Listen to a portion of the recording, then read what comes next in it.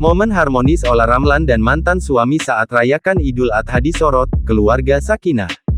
Olla Ramlan bagikan momen harmonis saat rayakan Idul Adha bersama mantan suami, Aufar Hutapea.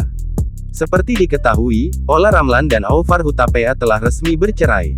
Pengadilan Agama Jakarta Selatan telah menetapkan putusan perceraian keduanya pada Senin, tanggal 6 Juni tahun 2022. Terkini, bintang film Sakral itu terlihat merayakan Hari Raya Idul Adha bersama mantan suami, Aufar Hutapea. Momen itu dibagikan Olla Ramlan melalui unggahan di Instagram pribadinya.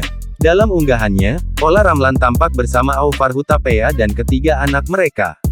Meski sudah resmi bercerai, namun mereka berdua masih harmonis dan sering menyempatkan waktu bersama anak-anaknya. Olla dan Aufar juga tampil kompak dengan mengenakan pakaian berwarna sama yaitu serba putih. Tak sedikit, netizen ikut memberikan komentar di unggahan tersebut.